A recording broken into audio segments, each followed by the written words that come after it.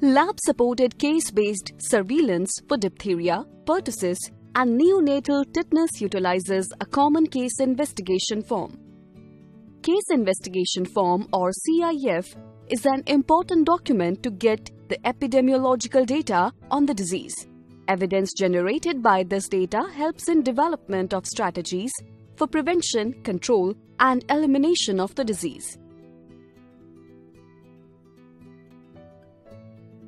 CIF has to be filled for all the cases fulfilling the case definition criteria for the disease as mentioned in coming slides.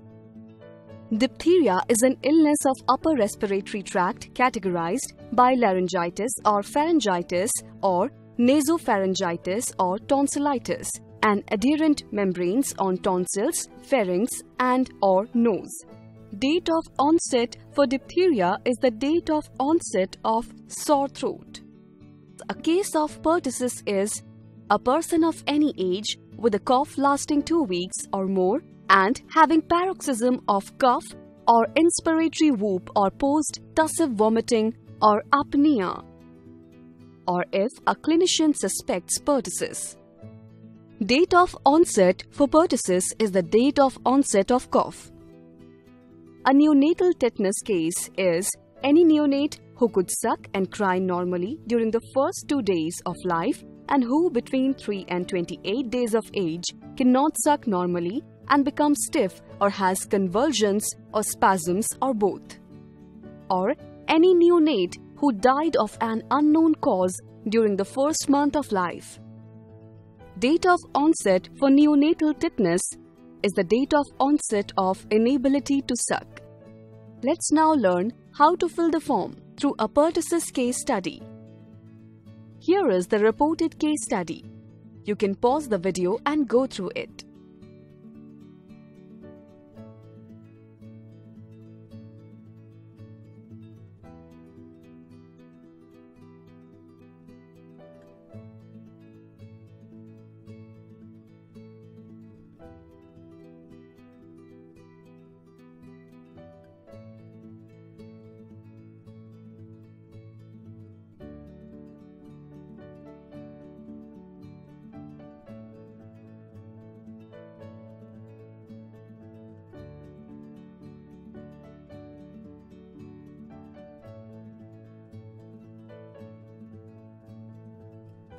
Investigate the case within 48 hours of notification.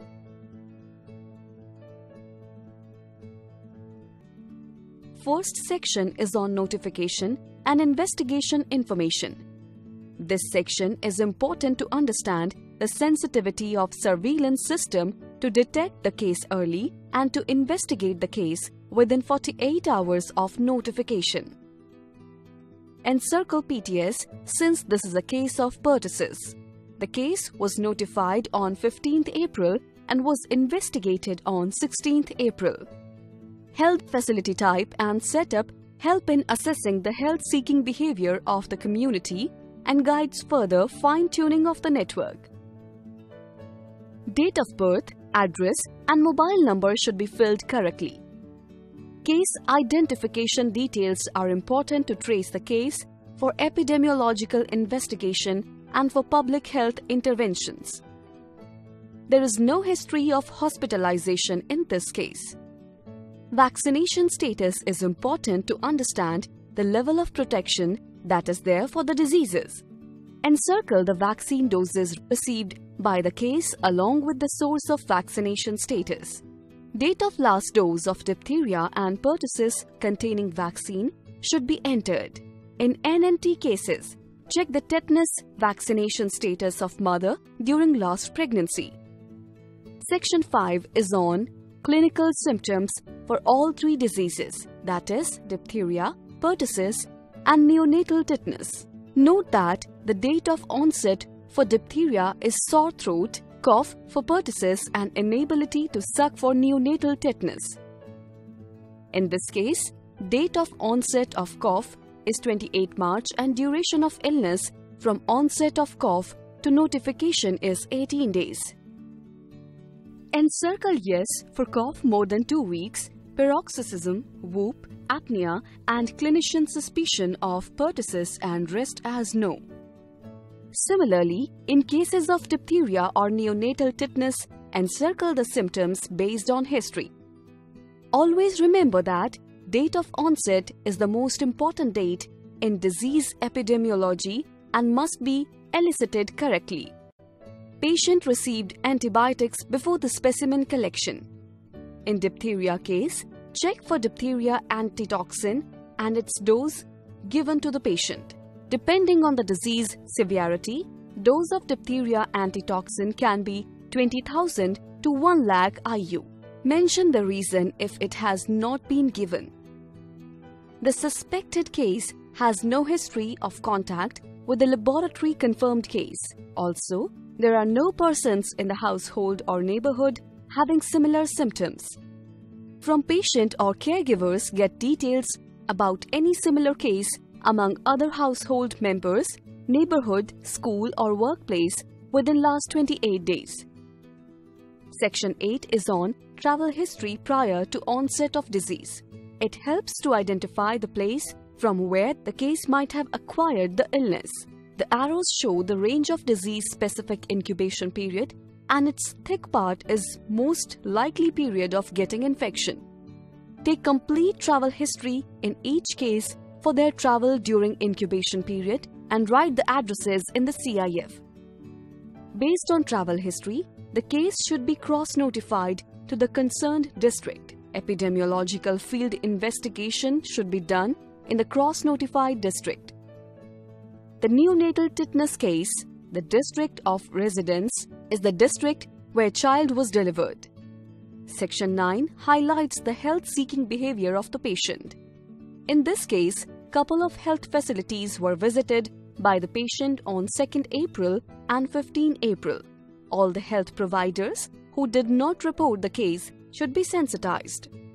The help-seeking behavior information helps in identification of all the health facilities which a suspected case may have visited.